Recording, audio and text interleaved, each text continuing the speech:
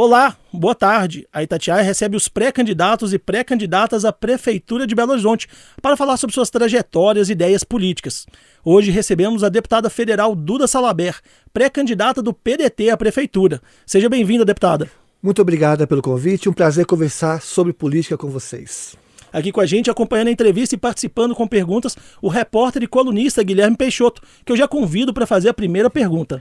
Boa tarde, Marcelo. Boa tarde, deputada. Boa tarde também a quem nos acompanha. Vamos começar a conversar com a deputada Duda, fazendo a pergunta que temos feito a todos os pré-candidatos que se sentam nessa cadeira.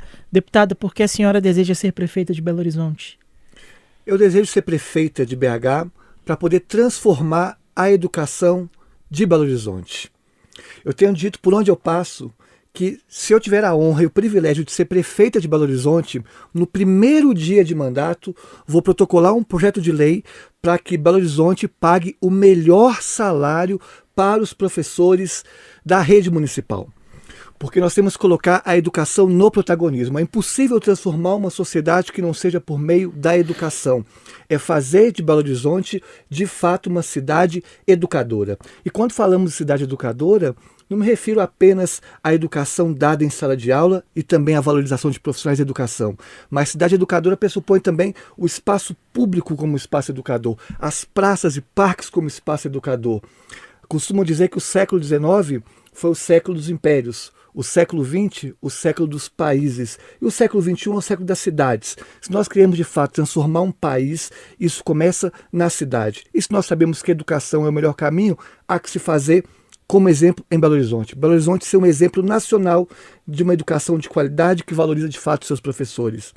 E eu digo que, para mim, do ponto de vista pessoal, é muito complicado participar de uma campanha eleitoral, porque é sempre um momento muito doloroso, pela violência que eu recebo. Na última eleição, por exemplo, para deputada federal, a quantidade de ameaças de morte que sofri foi absurda. Há levantamentos que apontam que eu fui o nome que mais recebeu ameaças de morte na última eleição. Eu tive que andar com colete à prova de bala, escolta. A minha família, eu tenho uma filha de 4 anos de idade, a minha filha tendo que ir à padaria e ao balé, escoltada por 4, 5 policiais. Eu votei, como eu disse, colete à prova de bala. Então, participar de uma eleição é algo doloroso. Mas mais doloroso para mim é ver um prefeito fazendo burrice com o dinheiro público numa cidade que eu escolhi morar com minha família e com minha filha. Vou dar só um exemplo para não me alongar muito. A Stock Car é um evento particular, um evento privado que tem seus patrocinadores. E o prefeito decidiu destinar 24 milhões do dinheiro público para um evento privado. Se eu fosse prefeita, esses 24 milhões eu ia escolher o bairro mais pobre, a periferia mais vulnerável da cidade, ia construir lá, por exemplo, um grande poliesportivo público que não é Belo Horizonte, com piscina pública para que Belo Horizonte seja centro de referência de formação de atletas, para que nesse poliesportivo, por exemplo, tenha um estúdio para que o artista da periferia possa gravar a sua rima, gravar o seu rap, organizar a sua música. E isso eu não estou inventando roda. Você vai em Fortaleza, o PDT em Fortaleza criou o chamado CUCA, que são centros culturais e também esportivos para a população mais vulnerável. Isso é possível fazer desde que tenha de fato interesse político. E eu pergunto, para terminar, qual que é a política pública de Belo Horizonte, por exemplo, para a cultura? Qual que é a política pública para lazer e esporte para a juventude? Não há. Em 2 anos de prefeitura, o prefeito Ford Noman trocou mais de 30 nomes do alto escalão. Então, por isso que eu quero ser prefeito de Belo Horizonte, para valorizar a educação, valorizar o esporte, cultura, lazer e saúde para a população, sobretudo mais vulnerável. Deputada, a senhora citou alguns temas, né, que vão com certeza ser discutidos: educação, saúde, transporte, mas qual a senhora acha que vai ser o tema central dessa campanha, né? A gente sabe que as campanhas municipais, muitas vezes, elas giram em torno de algumas questões da cidade. Esse ano, dá para saber qual que vai ser o tema central? Na sua avaliação, o que vai ser o ponto principal dessa campanha? Infelizmente, a gente percebe que alguns candidatos querem levar o debate muito mais para a esfera ideológica do que para a esfera política. Numa candidatura para a prefeitura, a preocupação central é resolver os problemas da cidade. Então não vou entrar em debates estritamente ideológicos. Eu quero mostrar a tese, o outro lado mostra a antítese e nós chegamos à síntese para o melhor para a cidade. É esse que é o debate. Então vamos discutir, na minha campanha, o debate vai ser como fazer de Belo Horizonte a melhor educação do país. como construir escolas de tempo integral, referência nacional. Esse tem que ser o debate aqui. Então, por exemplo, repensar a cidade, repensar o espaço público para fazer uma cidade voltada para as crianças, por exemplo, rompendo com essa lógica adultocêntrica. O que é o adultocentrismo? É você pensar o espaço público somente para o adulto. E as crianças são abandonadas ou não são pensadas para o espaço público. Nós andamos aqui na rua, você não vê uma criança brincando nas praças. As praças abandonadas, as crianças ficam em casas prejudicando sua saúde mental com tela e celular. As praças, você pode contar nos dedos quantas praças públicas de Belo Horizonte têm infraestrutura adequada para criança. Quando fui vereadora, eu cheguei para o prefeito Fuad Mamãe e fiz um desafio para ele.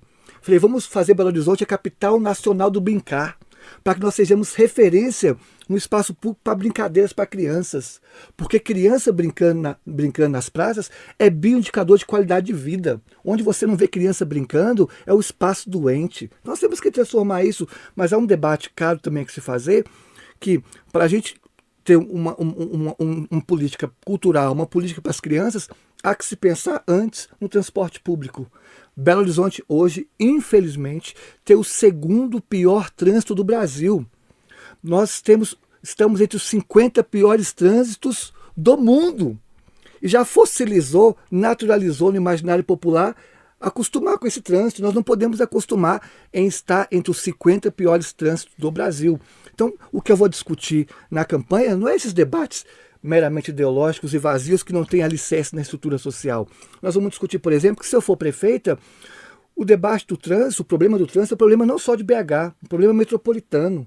Então o que nós temos que fazer é sentar com os prefeitos da região metropolitana e Belo Horizonte e assumir o protagonismo, criando não só subprefeituras na região metropolitana para discutir problemas onde há essa conurbação, mas também convocar esses prefeitos de Sabará, Contagem, Ribeirão das Neves e outras cidades da região metropolitana para nós irmos a Brasília, conversar com os ministros, mas também com o presidente para construir no Brasil o Sistema Único de Mobilidade Urbana. Porque o problema do trânsito não é um problema exclusivamente de BH.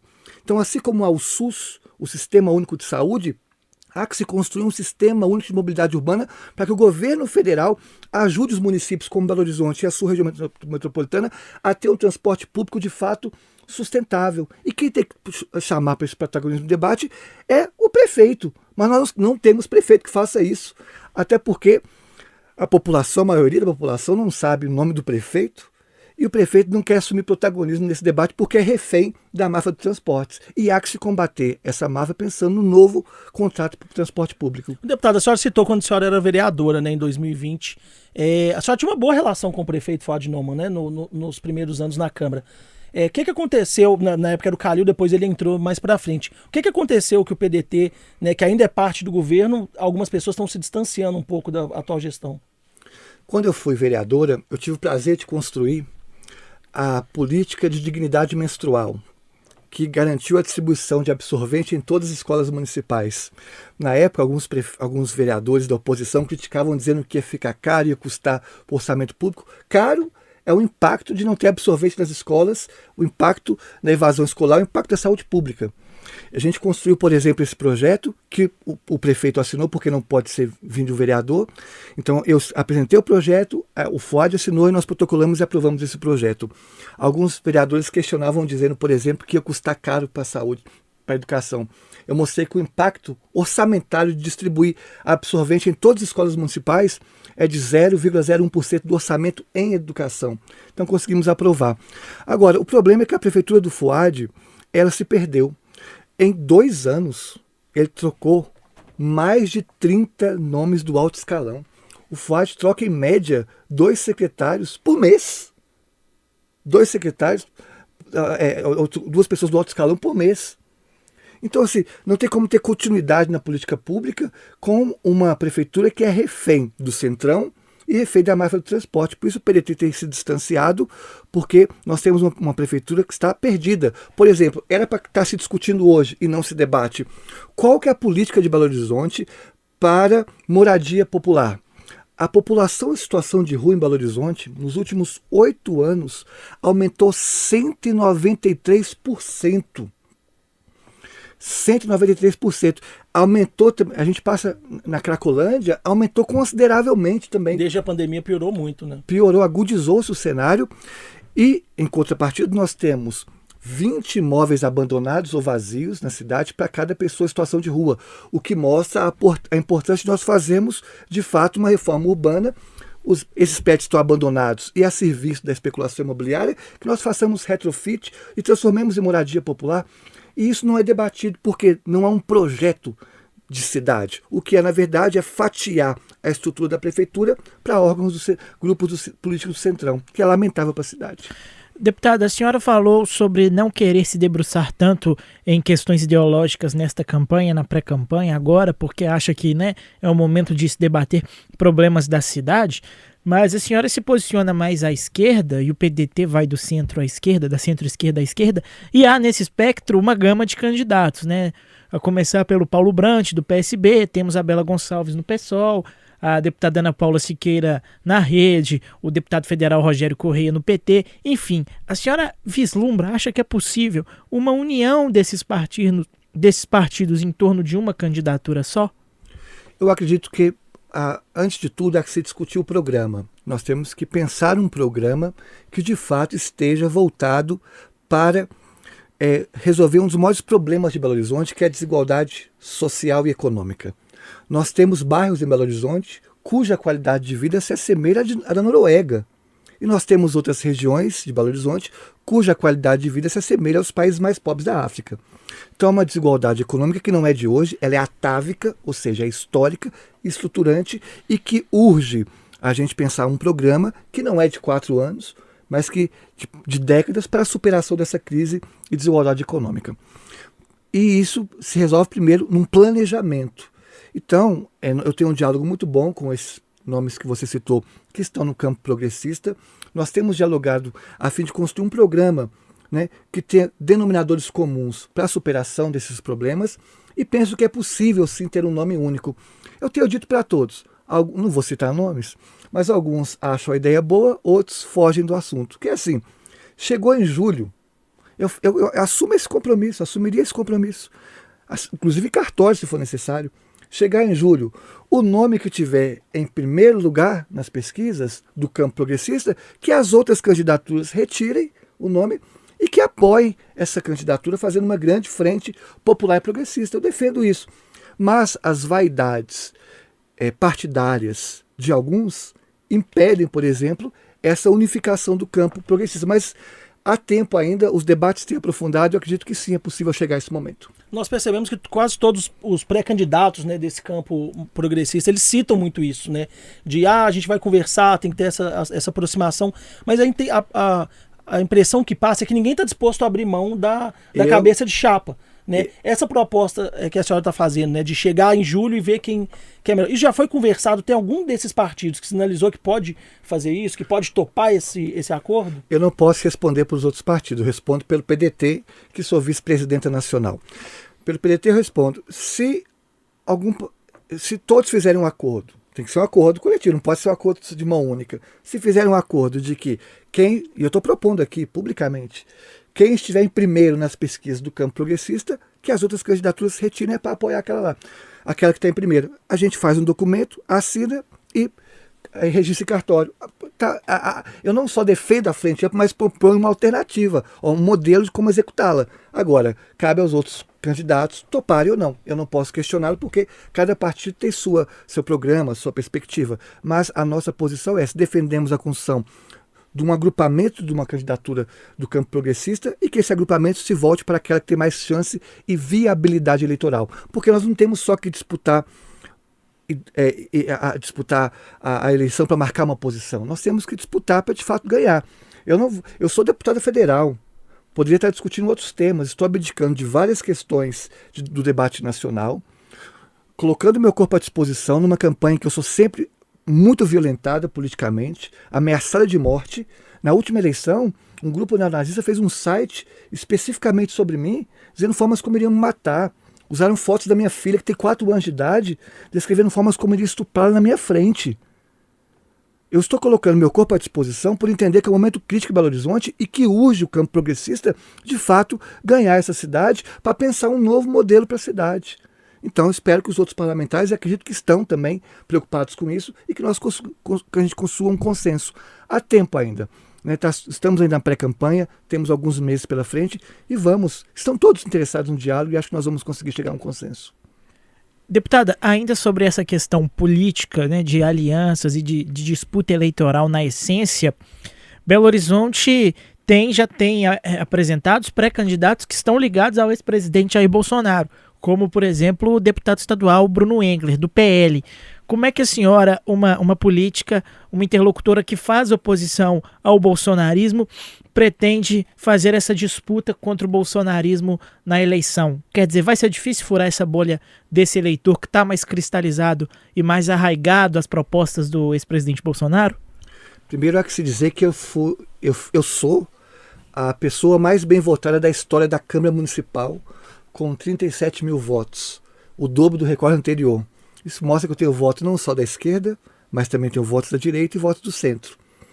E na última eleição fui a terceira parlamentar mais bem votada de Minas Gerais, também com recorde de votação. Então a gente recebe votos de diversos espectros, embora o nosso espectro político é a vida real e de viés, já dizia Caetano Veloso, é justamente do campo centro-esquerda, mas recebo votos também da direita e do centro, justamente pelo projeto que nós encarnamos e buscamos construir na cidade. Vou dar um exemplo concreto. Números oficiais mostram que não só aumentou 193% da população de rua em Belo Horizonte, mas também a fome tem aumentado e crescido na cidade. Números oficiais mostram que, infelizmente, 12% das famílias de Belo Horizonte estão no grau de insegurança alimentar grave. Esse é o nome bonitinho para algo feio, que quer dizer que 12% da população de Belo Horizonte das famílias de Belo Horizonte tem criança passando fome. Isso é assustador. Então nós temos que construir um programa de combate à fome em Belo Horizonte, que complemente o programa nacional. E não só isso, a gente tem que construir também aqui em Belo Horizonte, além desse programa voltado para o combate à fome, a gente tem que valorizar a agricultura, a agroecologia urbana, para produzir. Nós passamos pela cidade e vemos vários espaços vazios, para que transforme ali em hortas urbanas, produzindo não só alimento sem veneno, mas também gerando renda para o pequeno agricultor urbano da cidade, para distribuição de alimento próximo dos locais mais vulnerabilizados, fazer plantios na cidade. Nós temos um prefeito motosserra que desconfio eu que foi o que mais cortou árvores na história de Belo Horizonte. Nós poderíamos estar revitalizando Belo Horizonte para ser não só uma cidade de jardim, mas uma cidade pomar. Não estou dizendo para plantar jaca, que causa alguns problemas no trânsito. Estou dizendo plantar alimento, plantar comida para o povo, junto com um programa de fato sólido de distribuição de renda que garanta que Belo Horizonte supere esse número de ter 12% das famílias com criança passando fome. Então, a questão do bolsonarismo, olha, o debate com eles é o debate: eu quero combater a fome em Belo Horizonte. Qual projeto vocês têm?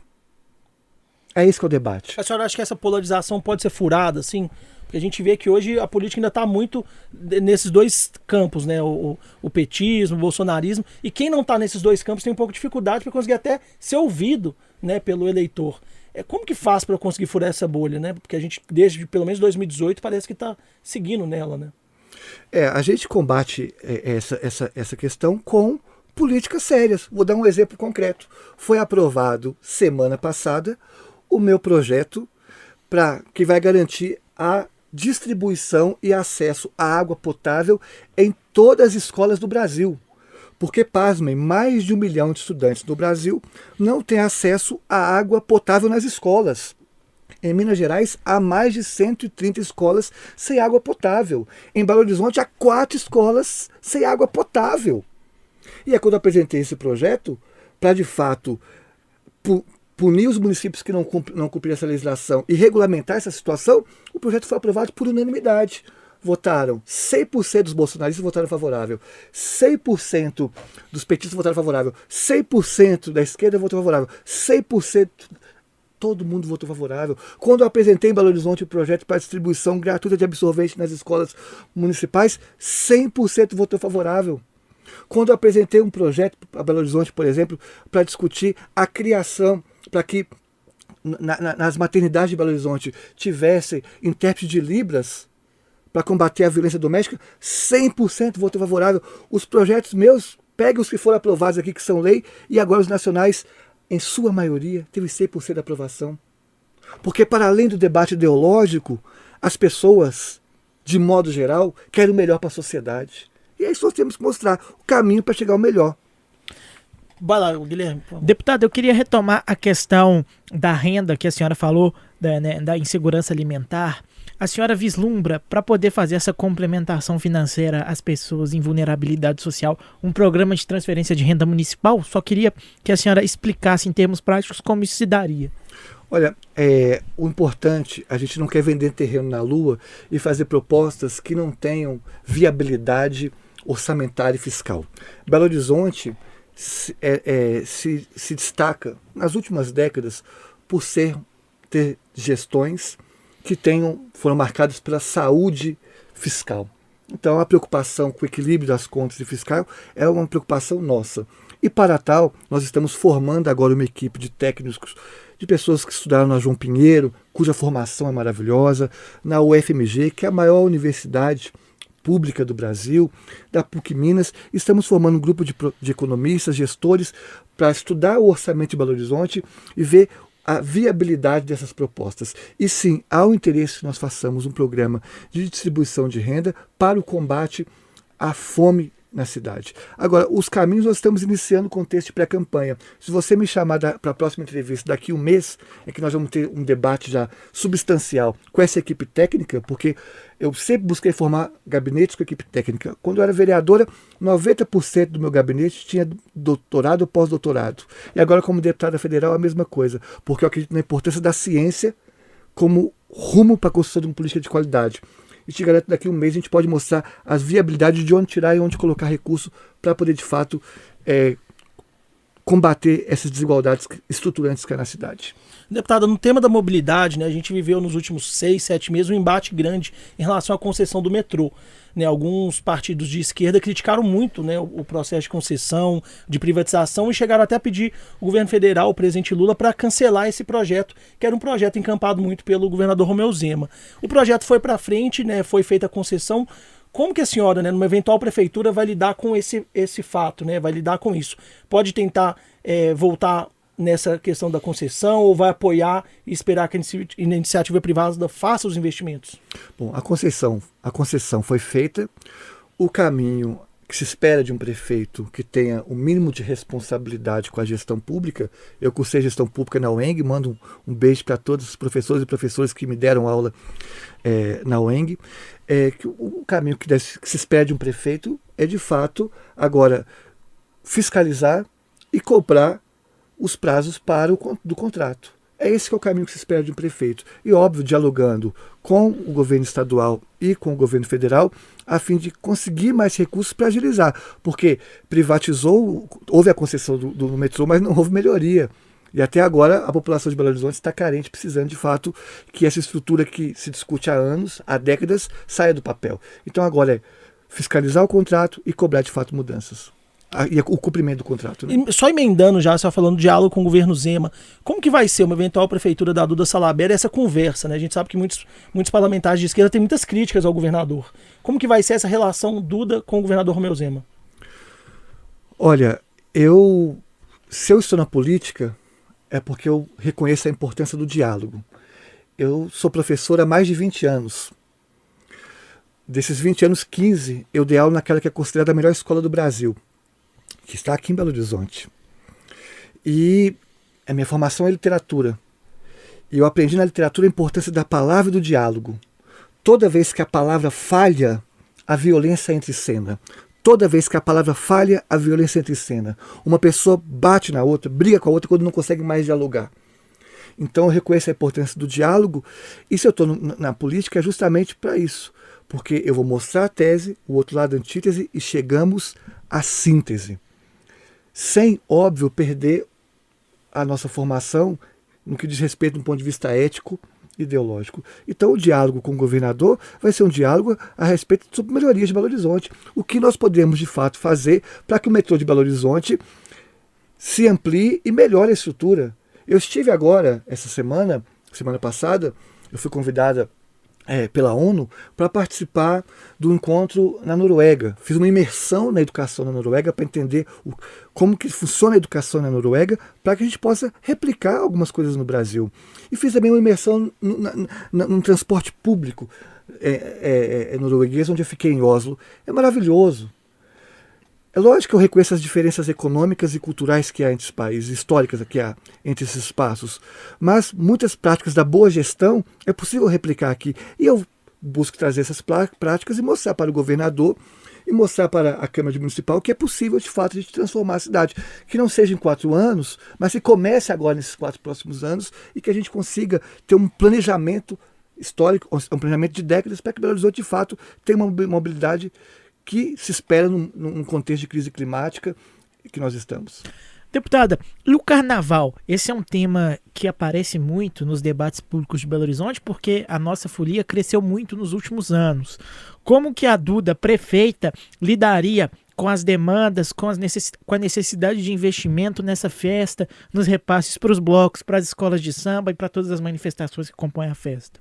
O carnaval ele estaria dentro de uma política cultural pensada para a cidade, que infelizmente hoje nós não temos uma política cultural para a juventude e para a cidade. Belo Horizonte é a capital do modernismo. Aqui é terra de Pedro Nava, terra de Murilo Rubião, terra de Fernando Sabino, berço da literatura moderna. Aqui é a terra do Clube da Esquina. Nós somos berço do heavy metal com Sepultura. Então, nós temos uma vida cultural que não é valorizada pelo poder público. Nós temos que repensar a política cultural de Belo Horizonte, pensando também com o aspecto cultural, por exemplo, o turismo gastronômico, que é pouco valorizado. Nós somos a capital internacional dos bares e dos botecos. E o que a prefeitura... E os botecos e os bares que geram mais de quase 100 mil empregos na cidade. E o que a prefeitura faz para ajudar esses bares? E o turismo gastronômico, nós temos que internacionalizar, por exemplo, a nossa gastronomia. Eu quero que o mundo inteiro conheça a empada de jiló do Mercado Central. Eu quero que o mundo inteiro conheça o espaguete do Bolão, que o mundo inteiro conheça o melhor pastel que tem no mundo, que é o pastel da Galeria do Ouvidor. Eu fui à Bélgica estudar também a política de direitos humanos da Bélgica. Eu vi filas de pessoas para comprar chocolate belga. Nós vamos ter que internacionalizar a nossa cultura, internacionalizar o nosso carnaval, que é um dos melhores do mundo e que foi criado do povo. O carnaval é do povo e para o povo. Cabe à prefeitura dar estruturas no ano inteiro, porque esses blocos de carnaval, se tiver estrutura no ano inteiro, geram renda o ano inteiro. Faz a cidade uma cidade mais festiva, mais cultural, uma cidade mais alegre. E é isso que nós precisamos, uma cidade mais alegre, que gere emprego e renda o ano inteiro. Os blocos têm condição de fazê-lo. E não fazem porque não tem estrutura da prefeitura. Aí chega na época do carnaval, fica o prefeito e o governador disputando quem é dono do carnaval. E o que eles fizeram durante o ano? O que eles fizeram durante o ano para o turismo gastronômico? Vão fazer um circuito cultural de onde é o melhor pão de queijo de Belo Horizonte. Eu te pergunto, onde que é o melhor pão de queijo de Belo Horizonte? Ah, tem muitas opções. Tem muitas opções, mas o turista que vem não sabe onde está. Então vamos fazer um circuito gastronômico, valorizando toda essa estrutura cultural de Belo Horizonte. Enfim, há que se pensar, não o carnaval de forma isolada, há que se pensar uma política cultural de Belo Horizonte, como já foi feito em outros municípios, e que aqui é alijado, porque temos prefeitos que estão preocupados muito mais, para terminar, preocupados muito mais em colocar cimento na cidade, deixar a cidade mais cinza, do que deixar a cidade mais colorida e mais feliz. Deputado, e mais poética. Estamos chegando na reta final, último minuto da entrevista, mas queria um tema que ganhou também muita repercussão nos últimos meses, que é a Serra do Curral. A senhora até participou, né, de algumas campanhas em defesa. Como que esse tema vai entrar nessa campanha esse ano? A senhora acha que virou meio uma unanimidade entre os pré-candidatos a defesa da Serra do Curral? E fiquei feliz porque quando eu discutia o tombamento e a defesa da Serra do Curral era muito criticada e vi que ainda bem que o tema se transformou em um consenso na cidade. A Serra do Curral tem que estar dentro de uma política ambiental para a cidade. Nós vivemos uma crise climática e temos que pensar uma cidade sustentável, uma cidade esponja, uma cidade que de fato seja preparada para mitigar e enfrentar a crise climática. E a Serra do Curral passa por esse cenário por ser um aquífero importante para a segurança hídrica de BH e da região metropolitana, para o microclima da cidade, mas também para um aspecto cultural, porque a Serra do Curral é também um patrimônio cultural de Belo Horizonte que não pode ser destruída, porque o prefeito finge que cuida, mas se você for lá agora, eu te levo agora. Nós vamos flagrante. Estou cansado de ter que ir lá dar flagrante para a Polícia Federal para combater os pequenos crimes que estão tendo na Serra do Curral. Deputada, obrigado. O tempo encerrou. A gente poderia até ficar mais tempo, né? Muitas perguntas, mas agradeço a participação, agradeço também ao Guilherme. Muito obrigado, viu, pela presença. Eu que agradeço. Parabéns pelo espaço, um espaço pedagógico para a formação política. Parabéns para Itatiaia, que é um patrimônio da comunicação do Brasil. Todo o apoio e carinho para Itatiaia. Obrigado, Guilherme. Obrigado, deputada. Obrigado, Marcelo. Até a próxima, pessoal.